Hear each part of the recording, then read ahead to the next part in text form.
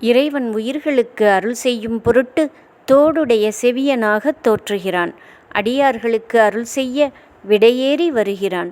அபராதம் செய்தவராயினும் அடியடைந்தால் பழம்பிழை பொறுத்து அருள் செய்ய மதிசூடி வருகிறான். எல்லா உயிர்களுக்கும் இறைவன் தந்தை. பக்குவ ஆன்மாக்களுக்கு மாத்திரம் தந்தை, மற்றவர்களுக்கு தந்தை அல்ல என்று சொல்ல முடியாது. எல்லா உயிர்களுக்கும் தனு கரண புவன போகங்களை உதவி வாழச் செய்கிறான். ஆனால் சில உயிர்களே நன்னெறியில் நின்று அவனை நாடிச் செல்கின்றன.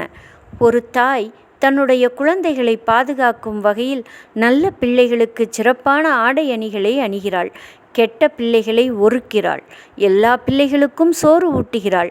நோயுடைய குழந்தைகளுக்கு சோறு ஊட்டாமல் மருந்து தருகிறாள். இரவு வந்தால் எல்லா குழந்தைகளையும் தாலாட்டி தூங்க பண்ணுகிறாள். உணவு, உடை, அணி ஆகியவற்றில் அந்தந்த குழந்தைகளின் நிலைக்கு ஏற்றபடி வேறுபாடு காட்டி அரவணைக்கிறாள். ஆனால் உறங்கச் செய்யும்போது இந்த வேறுபாடு இருப்பதில்லை. எல்லோரையும் உறங்கச் செய்கிறாள். குழந்தைகளெல்லாம் உறங்கும்போது தான் மாத்திரம் உறங்காமல் இருக்கிறாள். அப்படியே இறைவன் உயிர்களின் நல்வினை தீவினைகளுக்கேற்றபடி அவ்வுயிர்களுக்கு போகங்களை கூட்டுவிக்கிறான். பிரளய காலத்தில் எல்லோரையும் தன் அடிக்கீழ் அடக்கிக் கொள்கிறான். ஒவ்வொரு பிராணியும் மரிக்கிறது. அதற்கு சுடுகாடு உண்டு. உடலெடுத்த எல்லா உயிர்களும் ஒருங்கே மரிக்கும் காலம் பிரளயம். அப்போது எல்லா இடமும் மகா மயானமாகிவிடும். அந்த மகா மயானத்தில் எல்லா உயிர்களும் அடங்கி நிற்கும்போது எல்லாவற்றையும் சுட்டெரித்து நிற்கும் இறைவன் அந்த சுட்ட நீற்றை தன் திருமேனியிலே பூசிக்கொண்டு ஆடுகிறான்.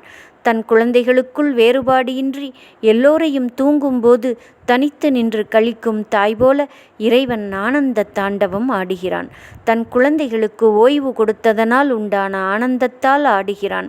தன் திருமேனி முழுதும் சுடுகாட்டிலே உள்ள சுட்ட சாம்பலை அணிந்து ஆடுகிறான். எல்லாம் ஒடுங்கின விடத்து தான் ஒருவனே சர்வ சக்திமானாக நின்று நடம் செய்கிறான். எல்லா உயிர்களுக்கும் ஓய்வு தருகின்றானே, அவனுக்கு எத்தனை கருணை இருக்க வேண்டும்! அதை நினைக்கையில் உள்ளம் நைகிறது.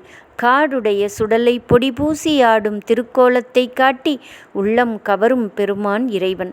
தோடுடைய செவியனாகி விடையேறி ஓர் தூவென் மதிசூடி காடுடைய சுடலை பொடிபூசி வரும் பெருமானது கோலத்தின் உண்மையை நினைக்கும்போது உள்ளம் மயங்கி உருகுகிறது சம்பந்தப் பெருமானுக்கு. அவனுடைய பேரருட்சிறப்பையே இந்த நிலைகள் யாவும் காட்டுவதனால் அத்தகைய கவர்ச்சி உண்டாகிறது. ஆதலின் என் உள்ளம் கவர் கள்வன் என்றார்.